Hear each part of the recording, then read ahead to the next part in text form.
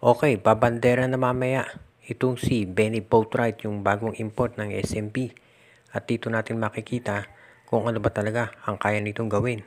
Pero ayon dito sa mga reports, mukhang masasabi na ito ay baka naka-jackpot dito ang SMB dahil mahusay daw talaga na scorer itong si Benny Boatwright. At ayon doon sa mga reports, ito raw ang average niya nung naglalaro siya doon sa Estados Unidos ay naka 43% mula sa 3-point shooting at makaka-complement yan sa laro ng SMB.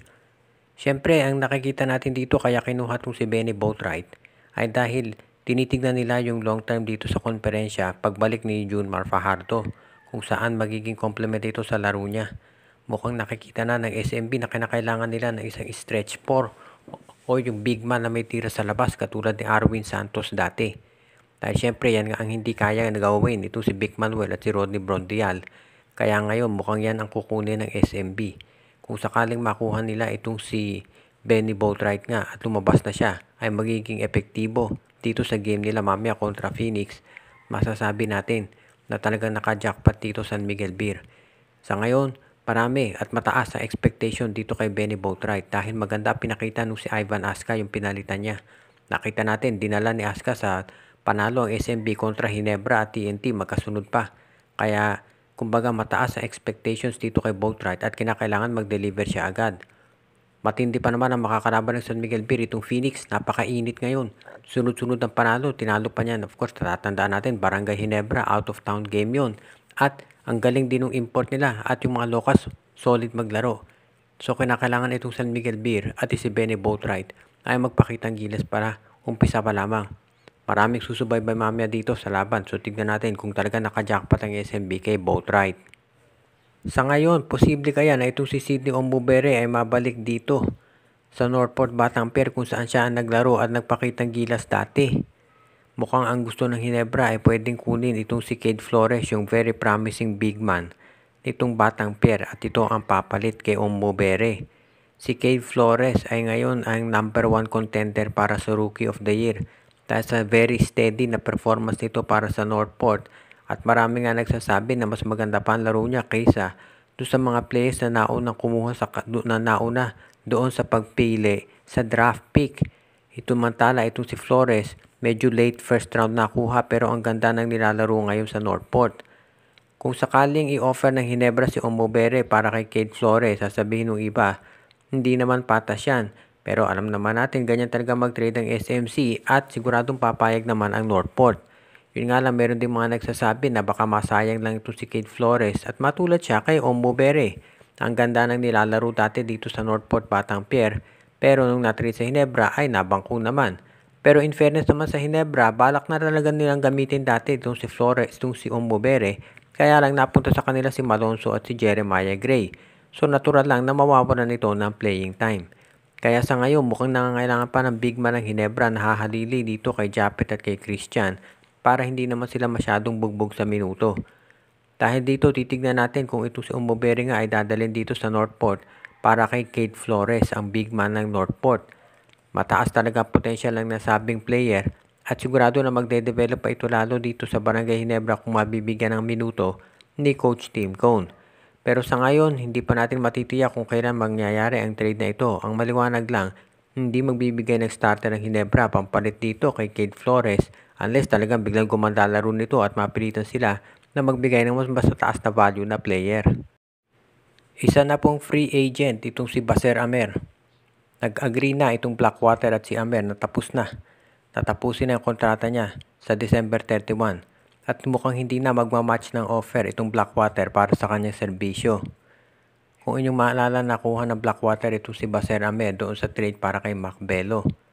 Pero sa ngayon mukhang itong si Baser Amer ay hindi na raw i-retain ng Blackwater at ibig niya sabihin kahit sinong team ay pwede nang kumuha sa kanyang serbisyo ngayon. Marami sigurong titingin dito kay Amer. Of course, kung inyong matatandaan, ito si Amer, siya ang number 1 guard dati nitong Meralco Bolts. Pero lately, bumagsak yung laro niya dahil sa maraming injuries. At nagkaroon naman siya ng magandang mga games dito sa Blackwater pero mukhang hindi sumapat yan para makumbinsi ang bossing na bigyan siya ng extension. So sa ngayon, ang nangyari itong si Baser Amer ay isa ng unrestricted free agent at titignan natin kung saang team siya pwedeng lumipat. maraming mga magkaka-interest dyan. Siyempre, sa ngayon siguro, posible kaya na siya ay bumalik dito sa Meralco Bolts. Pero sa tingin ko malabo na dahil okay na yung guard situation dyan. Ang TNT naman, ang target talaga niya si Robert Bolick. So baka hindi na nila kunin to si Amer. Unless bibigyan nila siguro ng short-term contract. Or pwede rin siya sa ibang teams, hindi pa natin masasabi. Depende kung sino may pangangailangan. Pero sa tingin ko naman may chance pa to si Amer na makapaglaro dito sa PBA. At kinakailangan lamang na pagandahin pa niya. At kailangan manatili siya sa tinatawag na game shape. Medyo nag-struggle nga to si Amer dahil sa mga injuries at understandable naman yan. Kapag yan ay nangyari sa isang player talaga, makaka-apekto yan sa performance. At syempre yung mga teams ang hinahanap talaga ay yung mga players na makapag-deliver. Kaya tignan na lang natin kung ito si Baser Amer ay meron pang mapalilipatan na ibang PBA team o baka ito ay magpunta sa MPBL o sa iba pang liga ngayon ng basketball. Pinalitan na po ng TNT Tropang Giga itong si Ronde Hollis Jefferson. At malabo na siyang makabalik dito sa Commissioner's Cup at ang kinuha nila ay yung kapatid nito na si Rahir. Pero ayon dito kay Chot Reyes, hindi pa nakakuha ng permit itong si Rahir na maglaro dito sa PBA. So dito sa Christmas game nila mamaya kontra Ginebra, walang import ang TNT Tropang Giga. Kung inyong magugunita, itong si Ronde Hollis Jefferson ay na-injured doon sa game nila sa EASL at kung saan ito ay bumagsak sa court.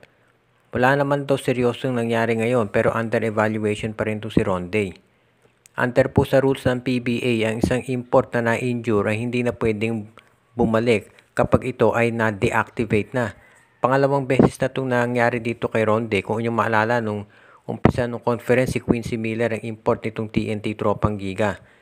Dahil dito, hindi na pwedeng bumalik itong si Ronde Hollis Jefferson dahil sinubmit na ng TNT yung pangalan ng kapatid nito na si Rahir na siyang papalit dito.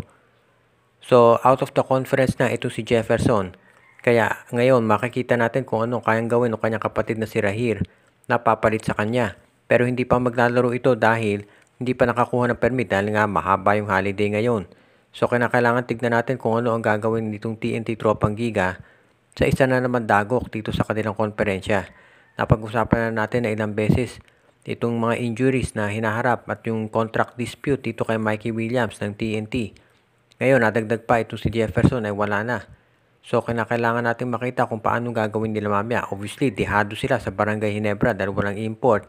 Kaya tignan natin kung anong magagawa ng TNT Tropang Giga mamaya para makadikit man lang dito sa Ginebra. Dahil ang Ginebra kagagaling lamang sa isang magandang panalo kontra dito sa Meralco Bolts. So, abangan natin kung ano pa ang future moves na gagawin ni Coach Jojo Lastimosa. Shout out kay Michael D, Romeo Conchada, Edia Garcia, Jonald Malyari, Dexter Tomer, Jason Mendoza, si Joseph Pineda, Junjun, Angie, Patpat at P-Boy Matas, Joshua Giray, Espejo at Rosales family, RG Bueno at Dalina family, Donald Santiago, Enju, John Mark Cantos, Judy Edwina, Shaina, Carl Jaira at Jono Villarosa, Ireneo Salangsang, Edwin Carmona Jr., pinabati din natin si OG, Len, Gio at Gia Santillana at Tagle family, si Ronald Barbosidad, Rico Olarte, Jonel Aragon at si Lindo Valles family, at si Kagawad Katsakino Dukusin.